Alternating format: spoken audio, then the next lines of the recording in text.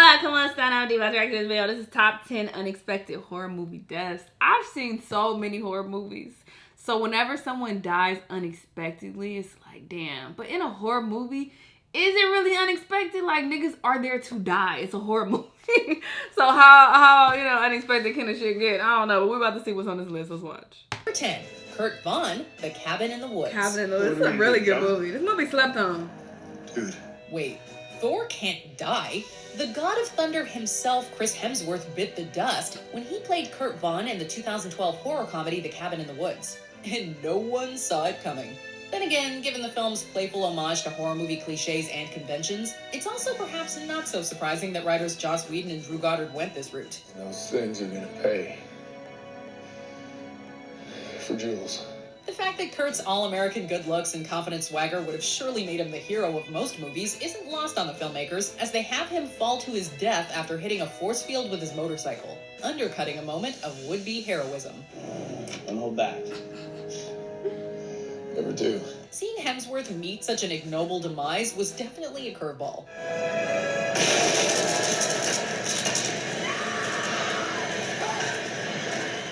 Number 9. Beau Abbott, A Quiet Place. The death of a child, whether on-screen or off, is a delicate subject, even in the world of horror. I don't think nobody's gonna die that early. She died real quick. With such a scene, depicting the swift and shocking death of Beau, the youngest member of the Abbott family.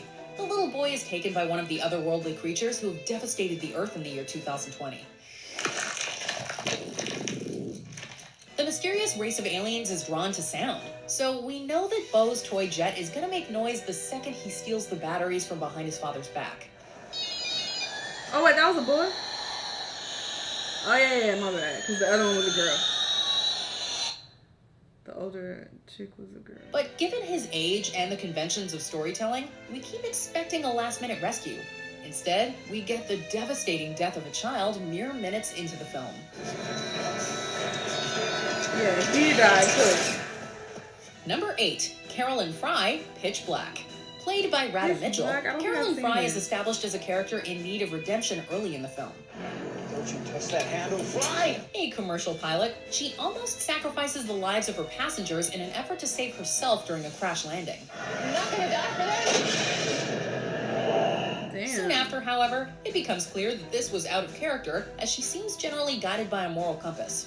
When Fry makes the decision to try and save Vin Diesel's Riddick from the clutches of light-sensitive alien creatures, we're led to believe that she's been redeemed, and now in the clear for the end credits.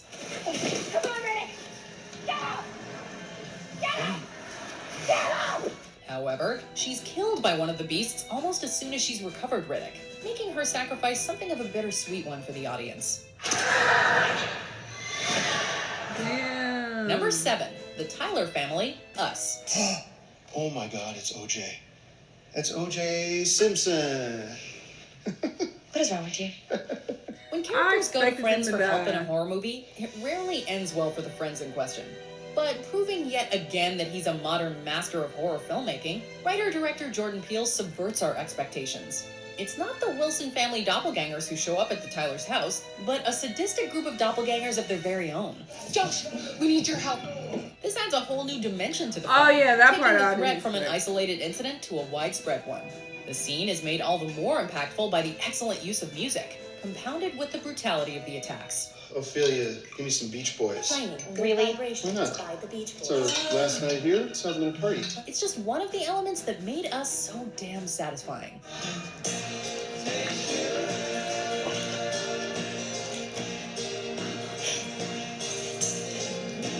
Number 6. Russell Franklin, Deep Blue Sea. Oh yeah, see that how shark bad it came is up and how quick they can get that way. ate his ass. Well, they can get a whole lot worse. After this This great next speed. scene on our list may be a meme today, but it's important to remember just how surprising this death was back in the late 90s. Deep Blue Sea was an otherwise unmemorable killer shark movie with one I liked very it. memorable death sequence.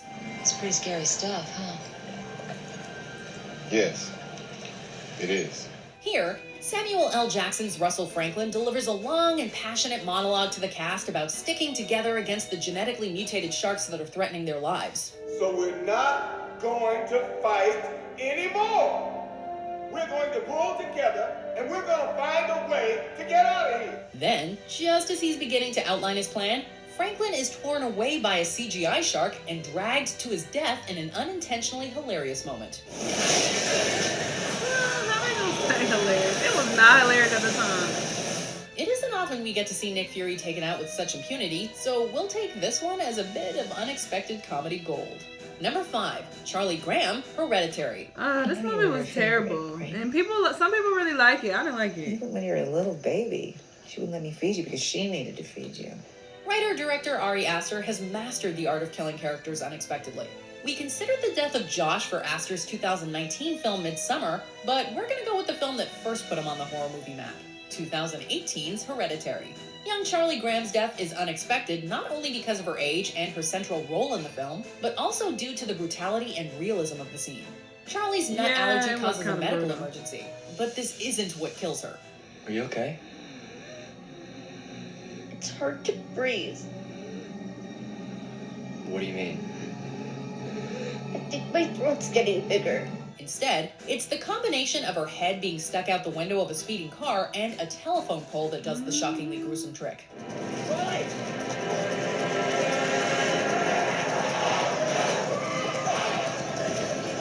The audience is left reeling as the Graham family attempts to deal with their grief.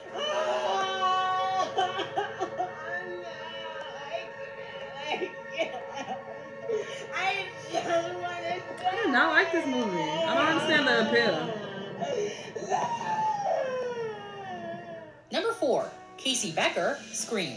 She was the iconic face Well, on the I film's expected her to die. She poster, was and the stupid. celebrity who did a lot of the promotional interviews. But Drew Barrymore was one of the first characters to die in Wes Craven's 1996 horror classic Scream. Look at right there. She like was running and she stopped.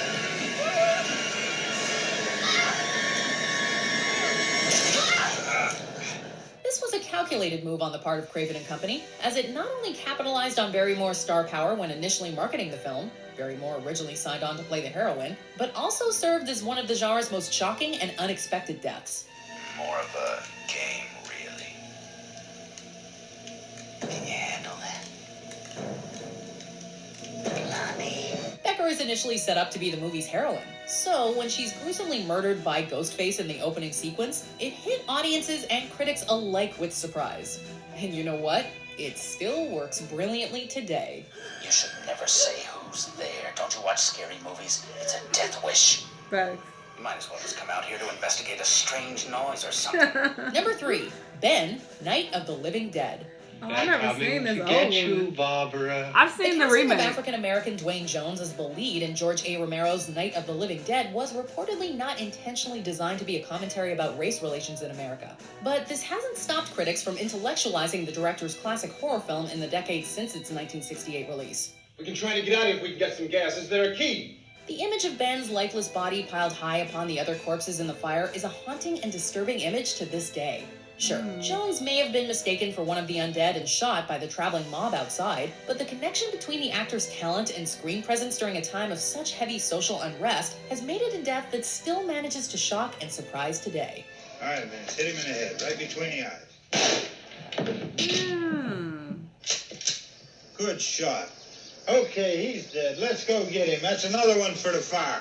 Number 2, Kane, Alien. It's a scene that's been copied and parodied to death, yet it remains an all-time iconic moment for science fiction and horror cinema.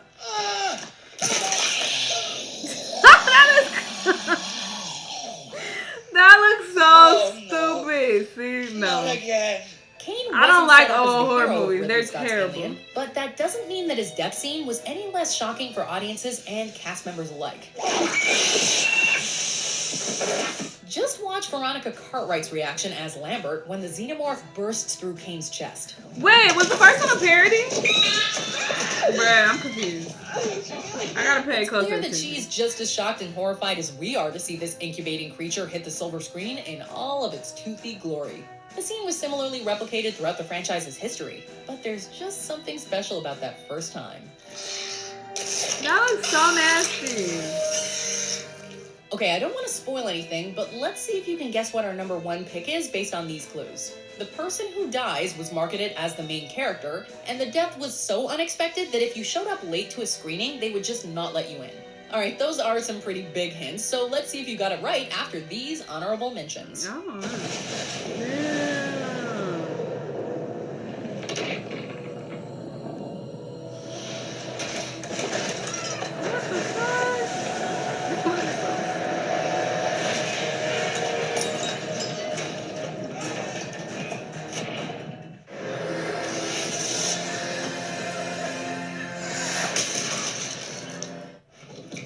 Where the hell did you come from?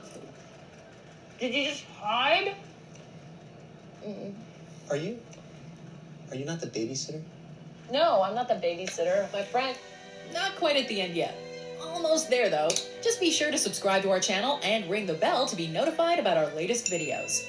All right, back to business. Number 1, Marion Crane, Psycho. Thank you, Mr. Bates. Norman Bates. Wes Craven wasn't the first filmmaker to kill off his leading lady in a horror film. The master of suspense, Alfred Hitchcock, had done it years earlier with his unforgettable horror classic, Psycho. We spend quite a bit of time learning about Marion Crane's backstory as a woman with a past and a secret. The sexual politics of 1960 were very different when compared to the modern day, making the depiction of Janet Leigh's lead as a sexually active woman with a morally flexible attitude towards larceny somewhat scandalous for the time. In quite a hurry. Yes, I didn't intend to sleep so long. I almost had an accident last night.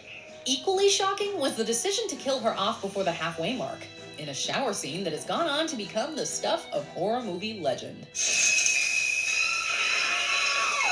Okay, these definitely were some unexpected deaths for sure. I really love horror. It's the best genre ever, okay? Some of these I haven't seen because I like old school, and I don't like old school horror because it's just always so bad. Like that Alien movie, that little alien coming out, I feel like the first one was a parody though. I wasn't paying attention though when they showed like what the title of the movie was, because they usually pop up the title. I wasn't paying attention, but I'm pretty sure the first one was a parody, and the second scene that they showed was from the actual Alien movie, but it still looked hella fake. So I don't like old school horror because the graphics are just terrible. It's just not convincing. I don't be fucking with it. I might watch it to laugh, but no, I typically like modern day horror movies, and they're all just so good. They're so good. But let me know what y'all thought about the video though. Let me know what other videos you want me to react to, and I'll see you in the next one. Bye!